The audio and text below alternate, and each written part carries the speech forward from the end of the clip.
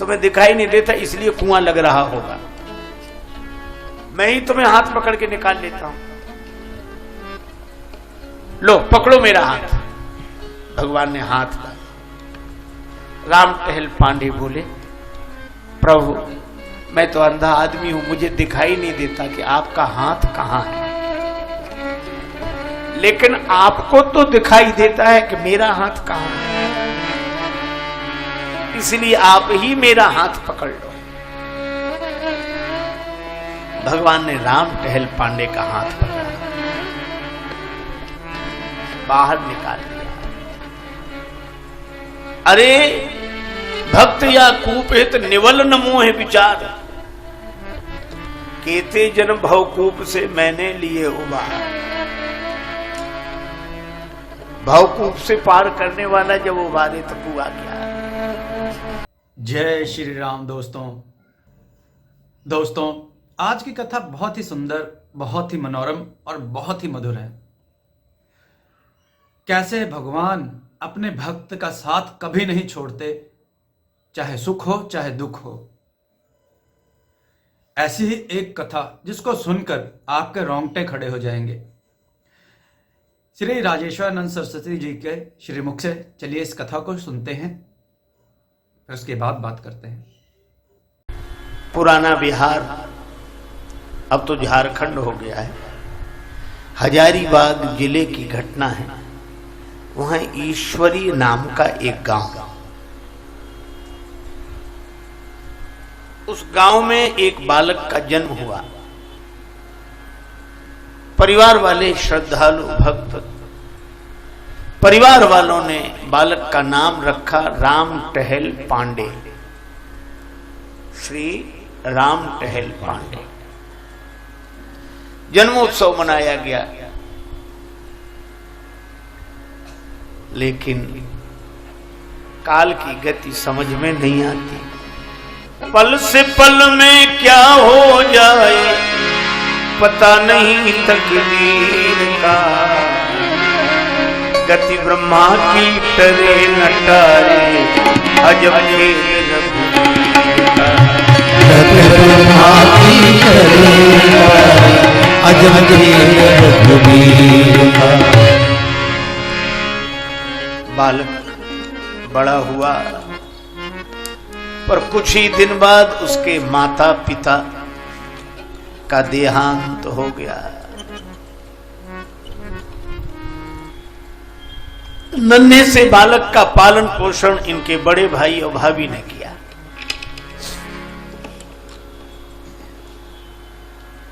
कुछ दिन बाद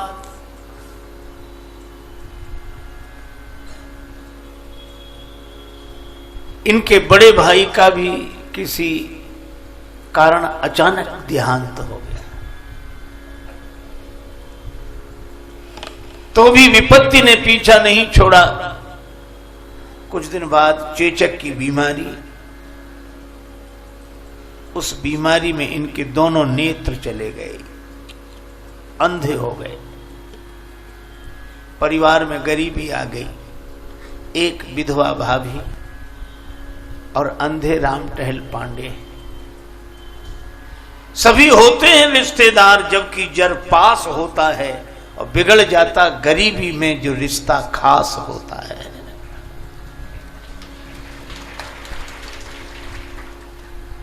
कोई नहीं, लेकिन कोई बात नहीं। मेरी बिटेर सुन लो धनवान के धरैया, मेरी बिटेर सुन लो धनवान के धरैया।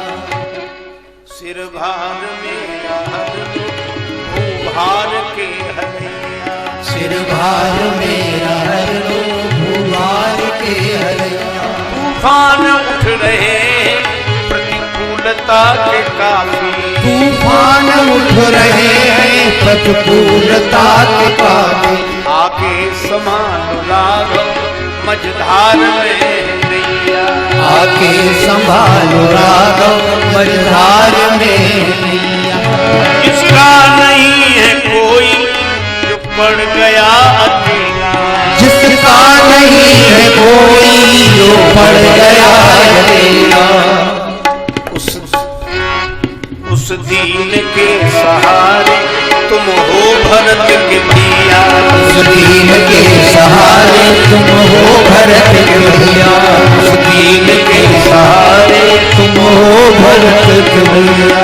उस दीन के सहारे तुम हो भरत के भैया। राजेश का तो संबल श्री राम बस यही है। राजेश का तो संबल श्री राम बस यही है। रघुवर पिता है मेरे श्री जानकी की मैया। रघुवीर पिता है मेरे श्री जानकी की मैया। राम टहल पांडे भगवान के भरोसे आनंद में रहते थे। विधवा भाभी भिक्षा कर लेती, किसी तरह राम टहल पांडे का और भाभी का पेट भरता। फटे पुराने कपड़ों में गुजर करते।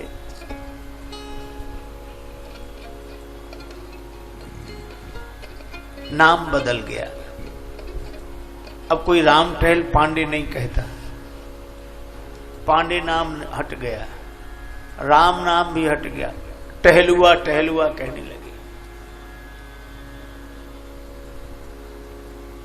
गरीबी के नाम अलग होते हैं, अमीरी के नाम अलग होते हैं।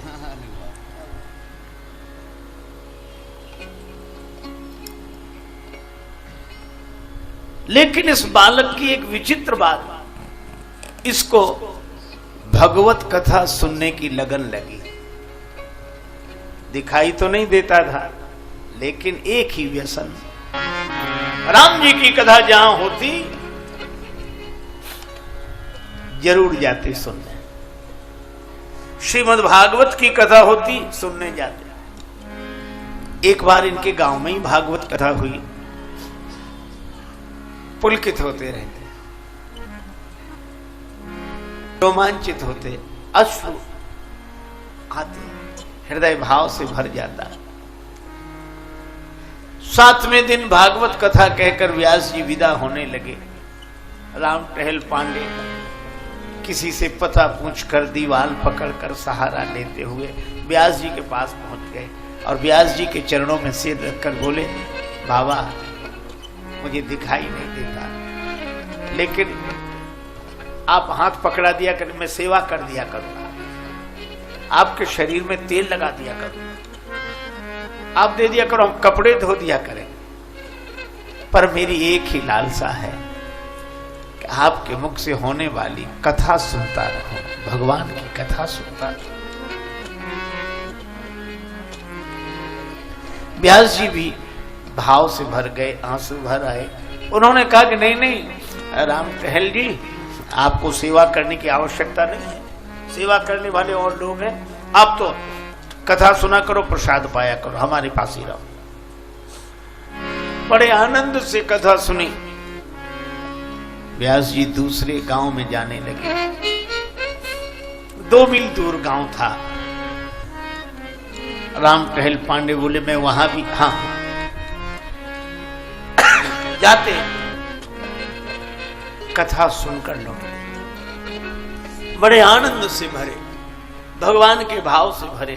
और मैं आपको एक बात बता दूं, जो भाव से भरा होता है उसके जीवन में अभाव नहीं होता।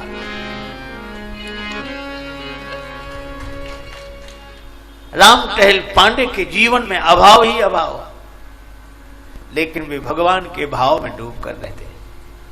भाभी रोज भोजन बना देती और वही रोटी अचार बांध लेते अपने गमछे में, पैदल पैदल जाते, कथा सुनते।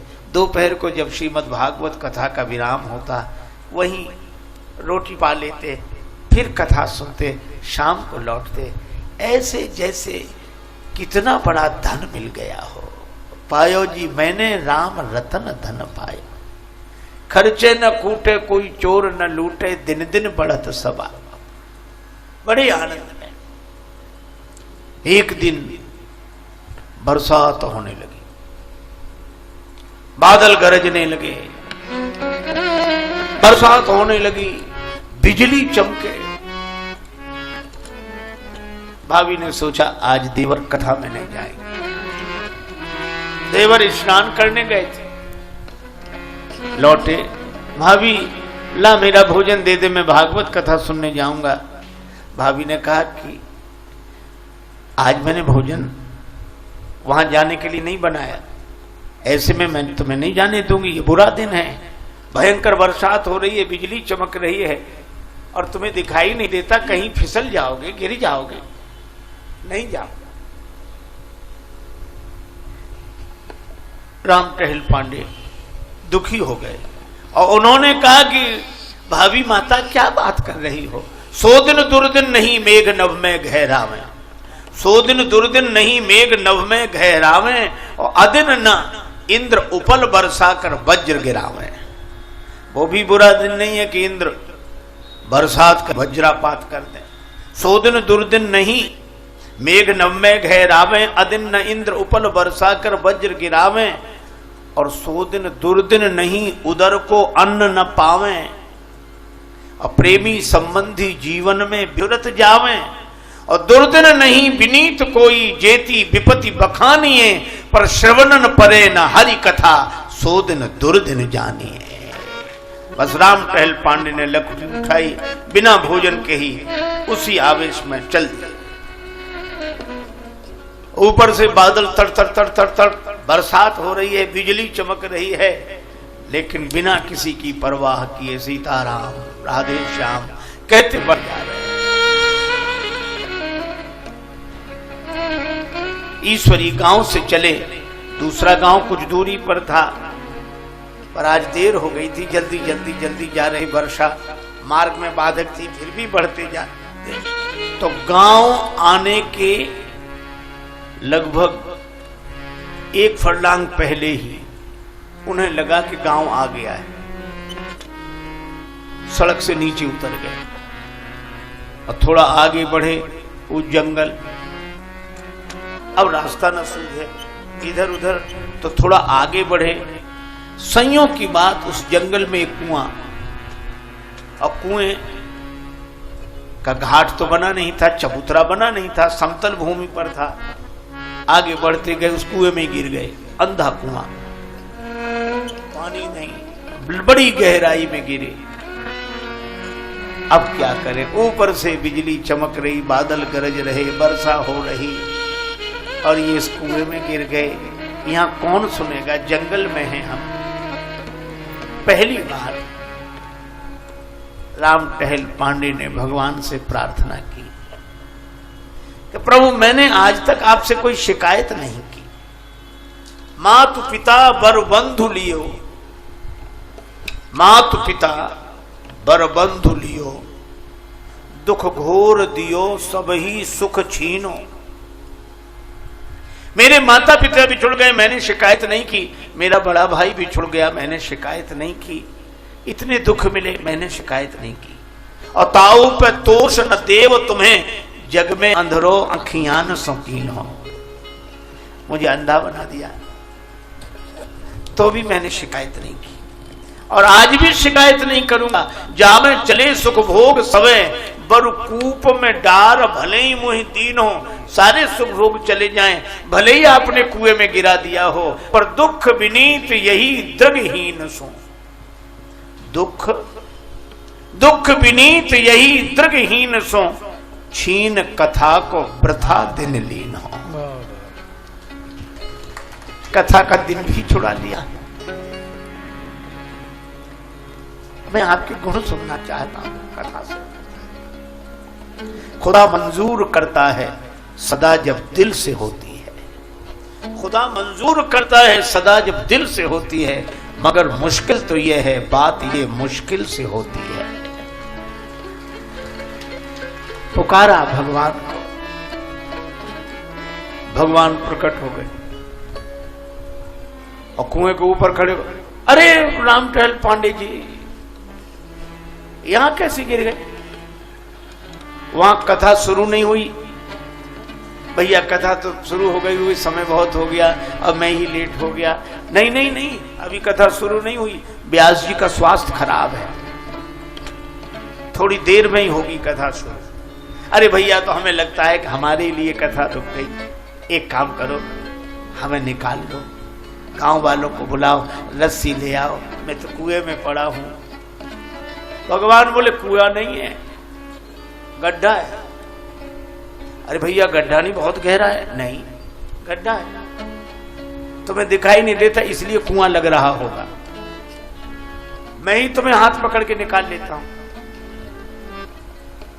लो पकड़ो मेरा हाथ। भगवान ने हाथ डाला। राम टहल पांडे बोले, प्रभु मैं तो अंधा आदमी हूं, मुझे दिखाई नहीं देता कि आपका हाथ कहां है, लेकिन आपको तो दिखाई देता है कि मेरा हाथ कहां है, इसलिए आप ही मेरा हाथ पकड़ लो। भगवान ने राम टहल पांडे का हाथ पकड़ा, बाहर निकाल दिया। अरे भक्त या कूपित निवल न मोह विचार, केते जन्म भवकूप से मैंने लिए उबार। भवकूप से पार करने वाला जब उबारे तो कुआ क्या। भगवान हाथ पकड़े थे, बाहर निकले, हाथ छुड़ाने के तो राम टहल पांडे दूसरा हाथ भी पकड़ लिया। अब तो मुझे लगता है कि आप भगवान हो, भगवान हो। नहीं नहीं नहीं, भगवान नहीं, मैं तो श्रोताओं को बुलाने जा रहा हूं। राम टहल पांडे भी संत सूरदास जी की तरह कहते हैं, बाह छुड़ाए जात हो निवल जान के मोह, और हृदय से जब जाओगे मर्द बदूंगो तो है। भगवान ने जाते जाते कहा, ये पुष्प ले चढ़ा देना कथा में। राम टहल पांडे बोले, फिर तो व्यास जी मुझसे रोज फूल मांगेंगे, मैं कहां से लाऊंगा, अंधा आदमी। तुम चिंता मत करो, जब तुम कथा में पहुंचोगे तुम्हारे हाथ में फूल अपने आप आ जाया करेंगे। राम टहल पांडे ने बातों पे गौर ही नहीं दिया, उनको लगा कि कोई भला आदमी हमें निकाल दिया, रास्ते से लगा दिया, चलो चलो मैं चलता हूं। वे कथा की ओर बढ़ गए और भगवान ही मानो सबको बुलाने जाते हैं, सबको।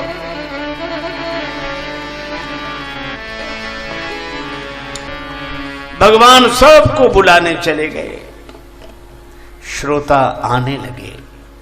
राम टहल पांडे धीरे धीरे जा रहे थे, तब तक क्या हुआ, व्यास जी अस्वस्थ धीरे धीरे उठे, मंच पर आकर बैठे। तब तक देखा राम टहल पांडे की भाभी आ गई, भोजन लेकर आई थी। कहा कि आज देवर बिना भोजन किए लिए आ गए, तो मैं भोजन लेकर आई हूं। आए नहीं अभी, आते ही होंगे, रख दो भोजन। भोजन रख दिया। भाभी ने व्यासपीठ को प्रणाम किया। व्यास जी आकर बैठे ही थे, अस्वस्थ थे। भाभी ने एक पान चढ़ा दिया, प्रणाम कर लिया, चली गई।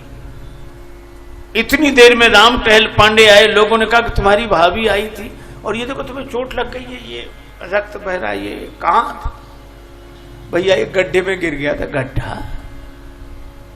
जंगल था, वहां तो गड्ढा कोई है ही नहीं, कुआं। कोई आया था, उसने कहा कि हम हाथ पकड़ के निकाल लेंगे, हाथ पकड़ के ही निकाल लिया उसे।